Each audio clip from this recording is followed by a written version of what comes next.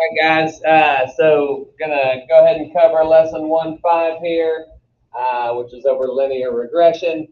The learning target is I can graph data with technology and use the line of best fit to predict future outcomes. So with Desmos, the regression process itself is fairly simple.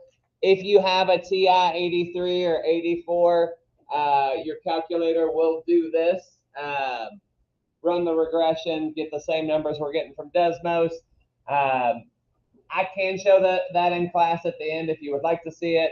I'm also posting some stuff on Google Classroom if you're interested in learning that on your own. It is a lot easier, user-friendly with Desmos, so you are able to use that on the test for this specific subject. Anyways, here goes. It says typically real-world situations don't fit perfectly on a straight line. However, we can model data data using a linear equation if the date, that should be data, appears to have a trend. Okay, so some examples below of what a strong negative correlation would look like as x increases, y decreases. Then you have a more scattered, weak negative correlation. The one in the middle appears to be totally random, and then a weak positive and then a strong positive. Okay,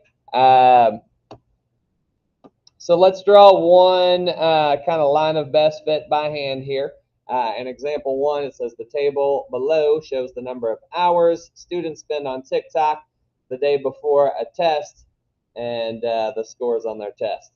I always wonder about this data. I'm like, did the teacher just make this up to make you guys think you can't be on TikTok the night before a test, or is this real data? I don't know. Anyways, all right, we're gonna let the TikTok hours be our X and the test scores are Y. That's generally how these tables are laid out. So on our X-axis, it only goes up to 5, so I'm gonna count by like 1/2 on that one. So I like to go every other one. So that second one would be 1, the fourth one 2, and so on and so forth. So that covers all our X values, which again are the time spent on TikTok.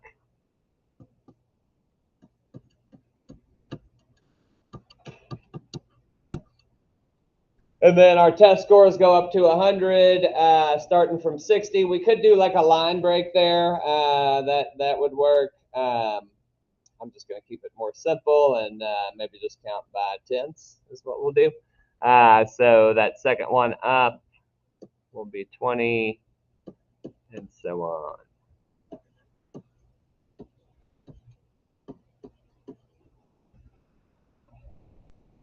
If we did a line break and started out at say 55, we could count by 5s, be a little more accurate, but this will be good enough. This is not a huge part of the lesson. Okay.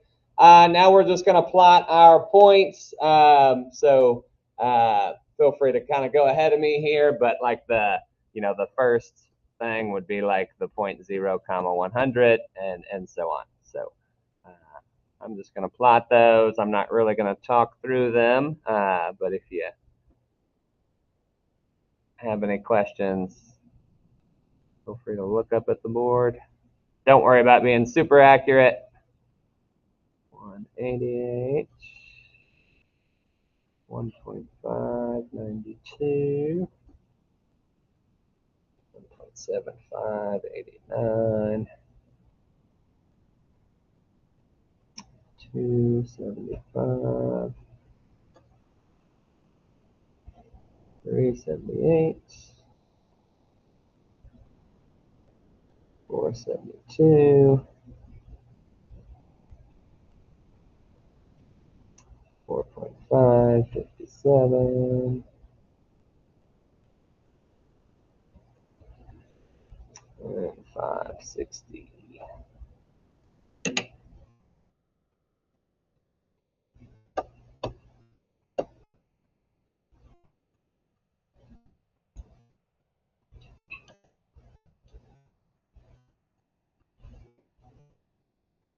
I forgot to label my y-axis. This would be our test scores over there.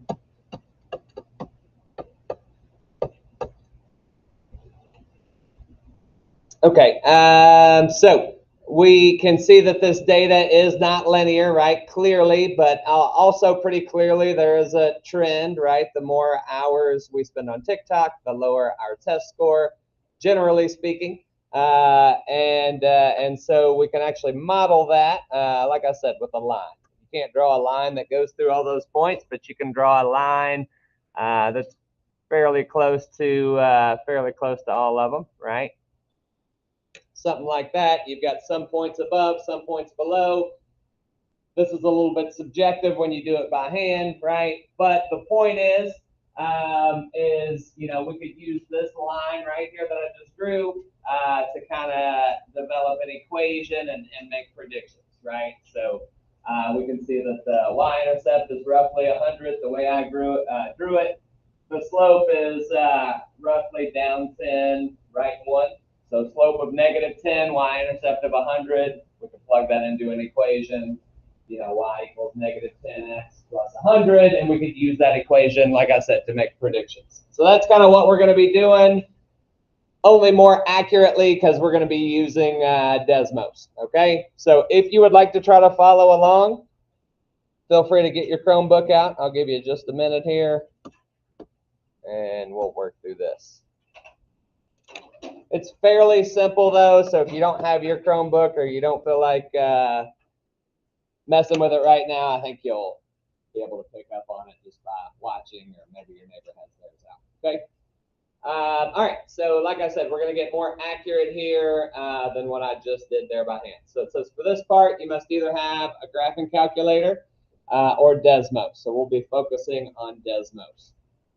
I am posting another older set of note, or an older lecture where I do it with the graphing calculator. If you're interested, you can explore that on your own.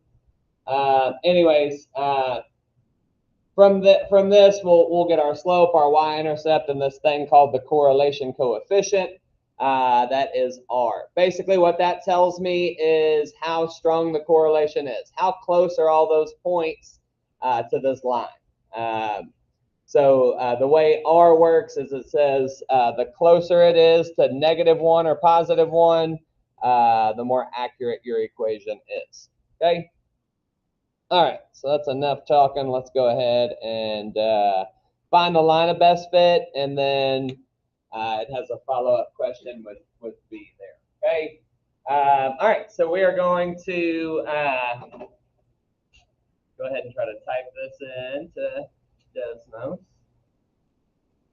Let's see if I can pick the right one here. There we go. Good deal.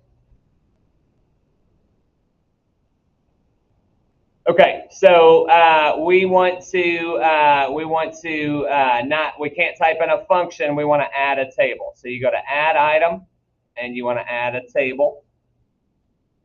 So your X1s are going to be from our given table, the population. So I'm just going to go right down and enter those as they're listed. So 2.8. I'm just hitting Enter to go down to the next cell. 12.8. 2.8. 0.4. 12.4. And 23.5. Okay, then I'll enter my Y's. 2, 8.1, 2, 4.7, 8.5, 14. Okay, so it should look, pretty much just like this table, as it does on Desmos. Okay, I'm gonna make my Desmos screen a little bit bigger. Okay, so depending on how you're zoomed out, you may or may not see all these points. Okay, they have a nice feature here. If you wanna see it, if you hit Zoom Fit, it'll kind of zoom in nicely there for you. There's all our data. Okay, so looks like a positive trend. If we want to get a very accurate slope and y-intercept, we're going to hit this right here. Okay, so it says add regression. I'm going to click that, and you see a line populates also all that information. So it gives me the equation. I can't highlight it, but it's right there. Y equals about 0.62x plus about 0.42. And then it gives me an R value of 0.9985, okay, which is super close to 1. That means our data is super accurate, which if we follow the line and we look at where our scatter plot data are, they're pretty much all touching the line almost, right? So that's why it's super accurate, okay? Any questions as to how to get to where I am? Everybody good? Okay, so remembering this, we'll record this on our notes. It doesn't ask me to write down R, but let's go ahead and do that anyways. So R is about 0.999 if we round, okay? That's super close to 1, so that we would say that is very strong. That data is almost linear, okay? All right, so down to part A. What's the linear regression equation? Round to the nearest hundredth. Again, just taking this right from Desmos. Let's say y is about 0.62 times x plus 0.42. And then using it to make a prediction, B says if Michigan had a population of 10 million during this year, how many drivers were in Michigan? Just be careful here. When it says 10 million, if we plug in the number 10 million, a 1 with 7 zeros behind it, we would be out of context because our x's are already in millions, right? So we actually want to plug in 10. So just be careful with that. So we're going to say if x equals 10, we're going to use that to find y, okay?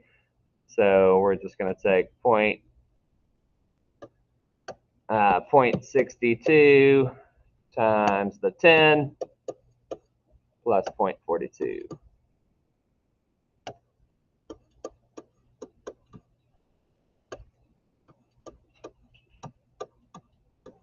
Okay, and then whatever that is, it ends up being 6.62.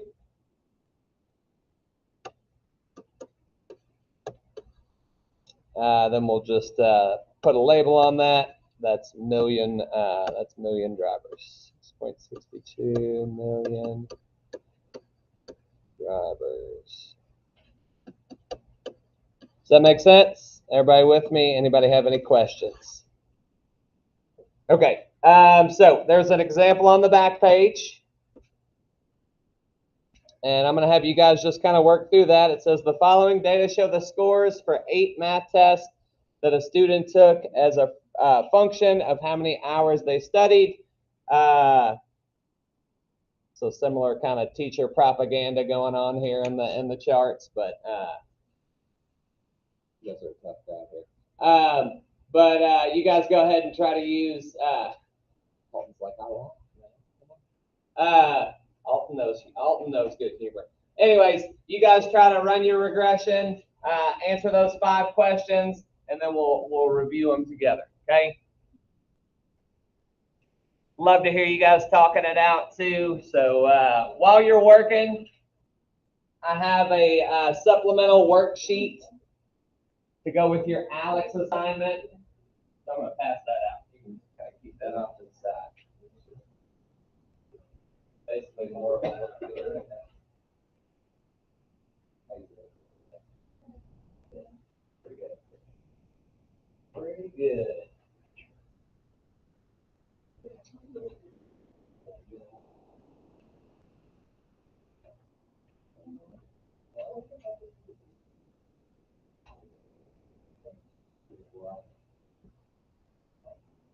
Thank you. I always remember if nobody laughs, my mom always tells me how funny I was. Oh my God. I know I'm funny. Oh, I know the equation. Okay, I think maybe somebody has their back. You all both have one of those worksheets. You do.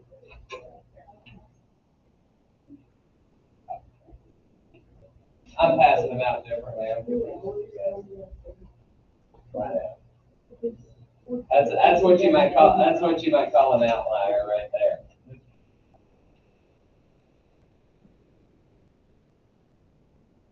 Do what now? How do you do the regression right there? Yes, sir. Did I give you all the?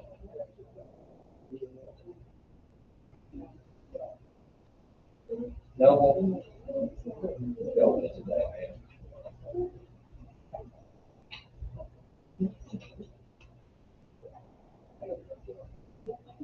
Same as before, probably, right? When I asked you 5 minutes ago. Or do you feel more enriched since you've been working on linear regression? That's possible. More confused? You confused about this? What are you confused about? Do what? Okay. Well, let me know if there's anything you need. I don't know. This is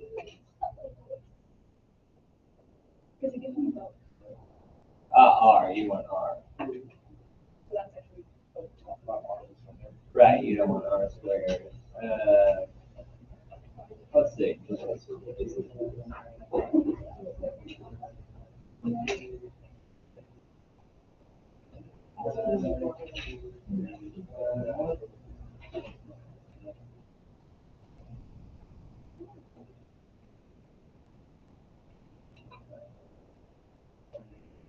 Yeah. Yeah. Yeah. We're rocking and rolling.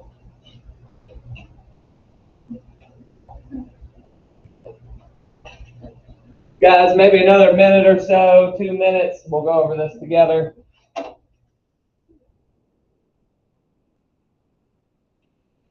If you run the regression, this is kind of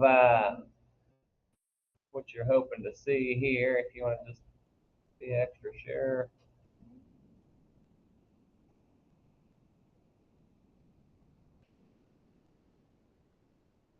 Yeah, it's like yours is backwards. You see how? No, yours is good. You got it. I just wrote it. I wrote it down, and my notes need a correction. You got it. You got it. All right. So that's point. Four.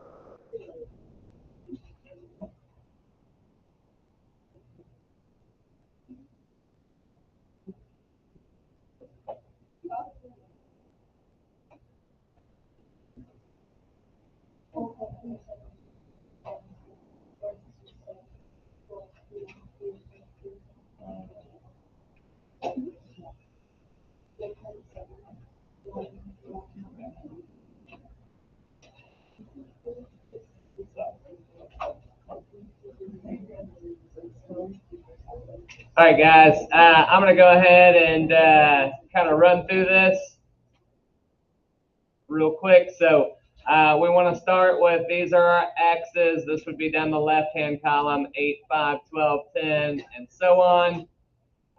Your scores would be down the right-hand column. Those would be your y's, 75, 62, 80, and so on. So as you kind of fill out your table, kind of keep that in mind, right? Then we can run our regression.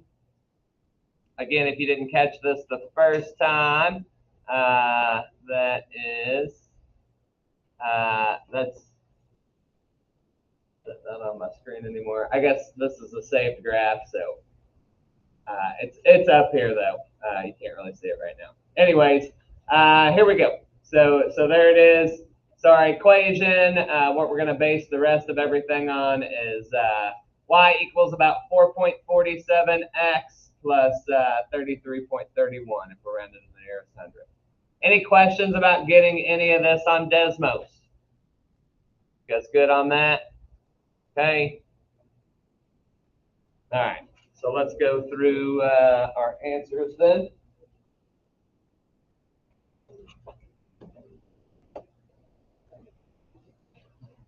Okay, so first one, once the equation, so what you should have had for number one is y equals about 4.47 times x plus 33.31. R is 0.948. If you look at my notes, I think I accidentally wrote down R squared. I had the 0.89 number, so you're using R. So should have had about, thank you, Brooks, for the assist there, 0.948. So I would say that's pretty close to 1, so we'd say that's a pretty strong correlation. Not as strong as our other one that was 0.999, but pretty strong. All right, so according to your model, what score do you think a student would get if they studied 7 hours? So that's where x equals 7. So we take our original model, 4.47-ish times the 7 plus 33.31. We can use our calculator to simplify. That'd be about 64.6.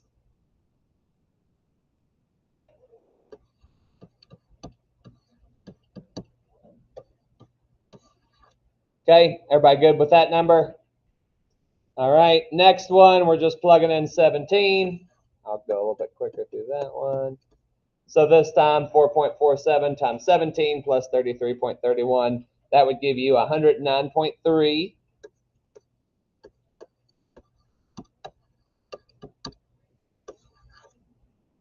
All right, that's where we kind of see that sometimes these are a little bit limited, right? Our model might be accurate, but within a certain window, right? Because if I studied 24 hours, it's going to be well over that, right? And that doesn't really make sense. So you gotta consider where your model makes sense too, what domain. Okay. And then on number 5, if we wanted to get a 90, how long do we want to study, basically? Okay, for this one, 90 is a y value. So if I wanted to solve this algebraically, then I'm subbing in 90, not for x, right? Not for x, but for y, right? If they give me a percent. That was the trick on that one. So we'd have 90 equals, and then your equation. So the 4.47x plus 33.31, and then just solving a 2-step equation, right? So minus 33.31, and then divide by 4.47. Okay, so that would be one approach. Your answer would be 12.68.